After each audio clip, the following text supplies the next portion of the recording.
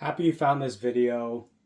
If you're watching this, you're someone who is taking the time to smoke less weed, or maybe you're quitting. And in that journey, you're discovering there are difficult emotions that come up in life. And when you have those difficult emotions, the old craving to run to weed comes up because that's most likely how you've solved those emotions. That's how I have solved those emotions in the past. And specifically today, we're going to talk about the importance of finding people in your life that you can really open up to. Not just about the difficulties of weed, but just the difficulties of life.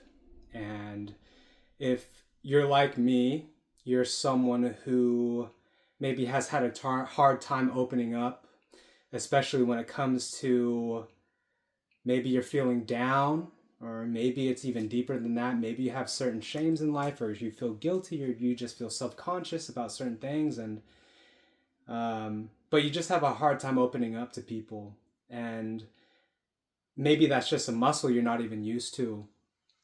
And what you're used to instead is just turning to weed as a place where you can either feel better or something like that. And there's nothing wrong with that pattern.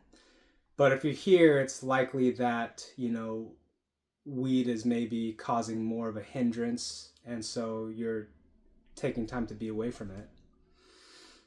And now's the time to talk about how to add something to your life, which is emotional support from people. Okay, and so I have a list here of 5 things, and hopefully this will help connect some dots for you and maybe enlighten you on some of your needs, and how sometimes weed cravings will come up when we are feeling stressed or shameful or lonely, but because we don't have another solution to solve it, the craving for weed will just beat ourselves in the head over and over. But obviously that's the pattern we're looking to break, right? All right, so number 1, we need / crave love and support as human beings from people, right? And maybe you can get that within yourself, or maybe, you can tap into the spiritual side of things. But by and large, we crave love and support from people because there's just a power, there's a medicine, there's something real when we can open up to someone in full vulnerability. Even something as simple as like, God, man, I feel so upset right now.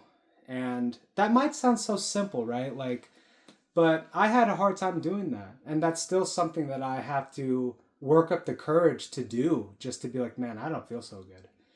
Or I'm pissed. Or, God, I feel so weird about something. And, I'd be someone that would like journal a lot and self-reflect, but that can only get me so far. And there is a totally different sense of relief and sense of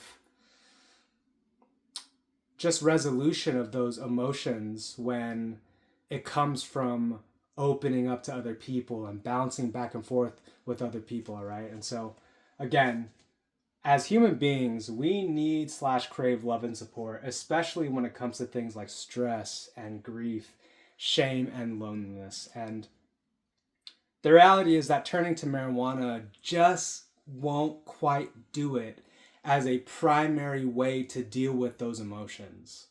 Because a lot of times we're just stuffing those in, or we're not even giving ourselves a chance to acknowledge how we're feeling. We're just, I don't want to feel the shame, or I don't want to feel lonely, or God, the guilt is too much. And it's like, and I get turning to something as a pick-me-up.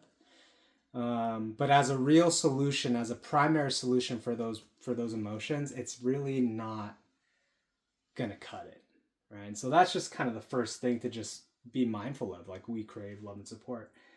So after that, is finding a safe space with people we trust that are capable to support us, right? And what I mean by that is some people just suck at listening, straight up. Some people are bad at offering acknowledgement and validation of how we feel.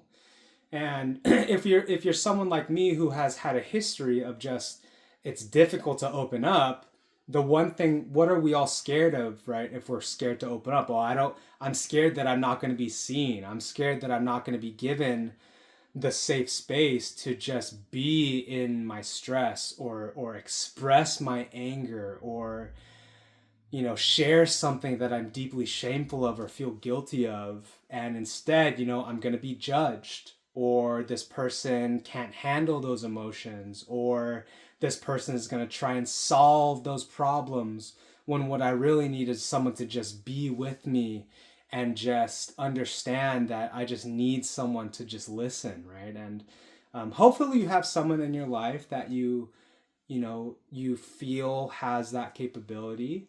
But it is important that the person you choose is capable, because there are plenty of people who are not capable, or who maybe they're so busy in their life that they don't have it within them, or what have you.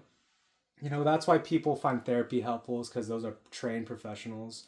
But outside of things like therapy and professional help, hopefully you just have people in your life, right? A best friend or a family member that you can just be like, hey, do you mind if I have something heavy on my heart, and like, could you just like listen? I'm just like, and again, that leads us to number 3, which is the courage to be vulnerable and share or be open. And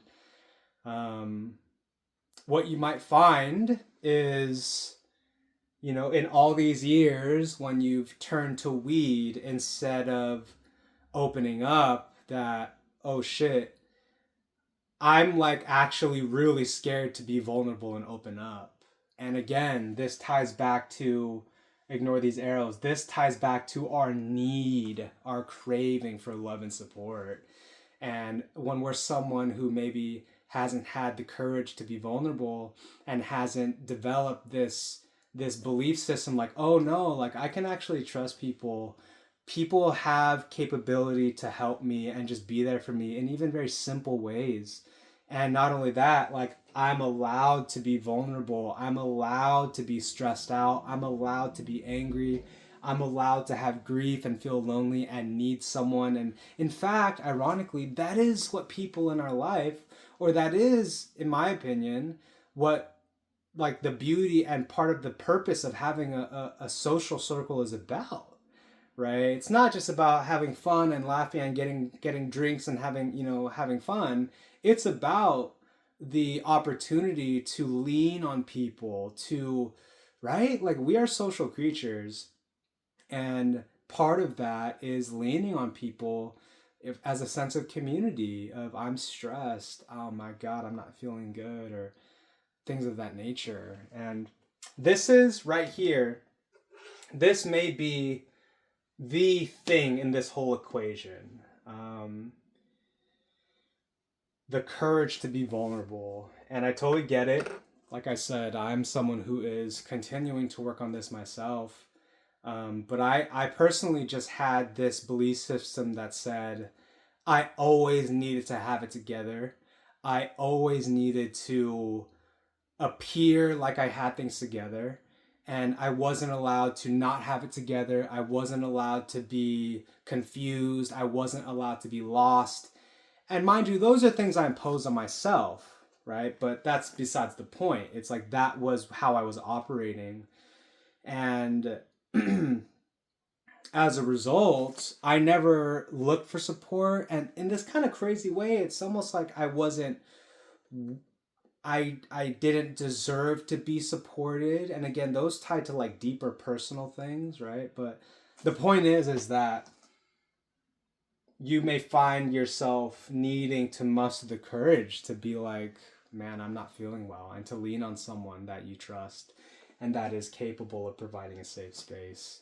And how or let me get to number 4, which is when we do have the courage to be vulnerable and we find someone that is capable of providing a safe space, we feel real relief because we got the love and support that we need, especially when it comes to stress, grief, loneliness, things like that.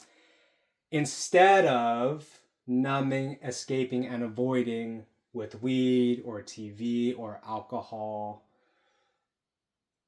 or even things like exercise. And not to exercise is fantastic, right? But the point is that sometimes we're so, I don't want to feel the shame, I don't want to feel the guilt, when really that's something that's part of us that's needing to just let out and just process and be like, hey, I don't feel so good, right? Like even just that, I don't feel so good. That's what we need, not let me go run it off. Like again, I'm not trying to, running's great, right? But sometimes we'll turn to something like weed, or we'll turn to something like I need to be more productive, when what we really needed was love and support because we're going through a tough time. Emotionally, psychologically, spiritually. And what we need to do is get the support we need. That's where the real relief will come from. And as a result, because you're actually addressing what you need, you get real relief, and now you're free to move on. The inner problem is solved. And how this all ties back to weed and weed cravings is, again, if you're someone who has trained yourself that when you feel grief, when you feel loneliness, I'm going to solve it with weed, and you've done that 10,000 times, what's going to happen is naturally, when you feel grief and shame and stress in life, your body will be like, oh, I know how to deal with this, weed. And that's where the weed craving comes up. And what happens is, we go like, I'm going to go 30 days no weed. It becomes all about this fixation of not smoking, which is valid. But what we also need to do is find out what are the weed cravings triggering. And sometimes it's real simple, right? It's not always this deep, but sometimes it is this deep. And we think we want weed, but what we really want is true, real relief from the stress, grief, and shame and loneliness that's in our heart and mind and spirit. And the hope is that by being aware of all of this, that when you recognize that you're in this space of loneliness and lower emotions, you can solve it the proper way instead of turning to weed.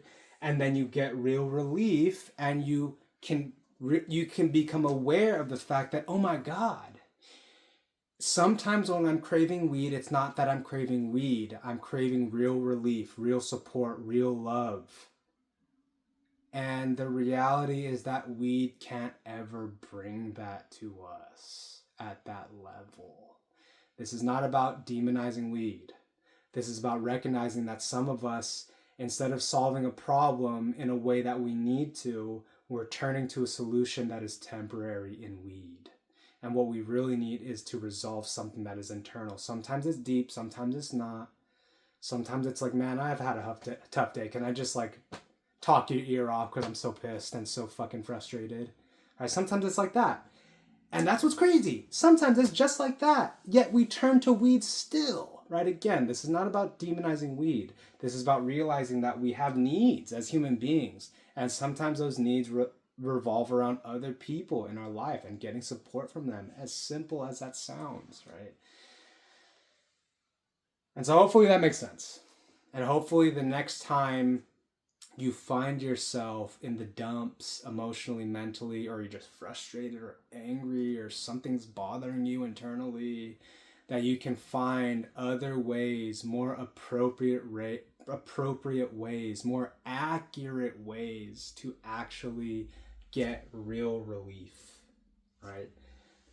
Through people that can provide a safe space and that are capable, by having the courage to recognize that, oh my God, you know what I need love and support from people.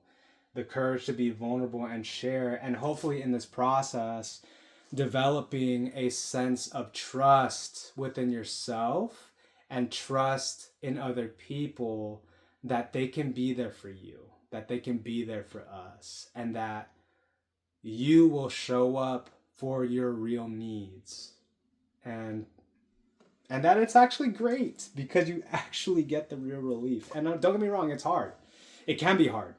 Like, it, especially if you're someone who has historically shut it down and closed yourself off. If you're like me, I'll just like I'll close my door and just get high as fuck and eat fucking junk food and get lost in video games and YouTube. And ironically, I'll like watch videos that make me feel like I'm part of a social group, but I'm actually not. And it's like, oh my God, what I actually want is for people and to lean on people and to just have a group that can support me, and that I know that I'm not in this alone, and that what I'm going through is normal, and that, oh my God, I can trust them, and oh my God. And it's like, man, like, oh my God. And so hopefully that all makes sense. Hopefully this connected some dots for you. And, if you're someone that maybe you just want to get the ball rolling, or maybe you can't think of someone in your life that can provide this level of a safe space for you, reach out to me. I'm offering one free one-on-one session to anyone that is watching this video at this point. 30 minutes to an hour, whatever you want to talk about, whatever's on your heart and mind. It could be about weed. It could be about anything else. It could be about anything, really. And if working together more long-term is something that both of us think is a good idea, we can talk about that as a paid service. But regardless, one free session for you to have a safe space with someone who is capable of supporting. I'm a professional life coach. I've had well over 1,000+ hours. I should count the hours of how many times I've done this for people. But yeah, we can go over anything you guys like. But hopefully this video brought you guys some value, and you can bring some real support to your life instead of having to turn to weed all the time. So that's it, y'all. Hopefully this helped. See you in the next one. Peace.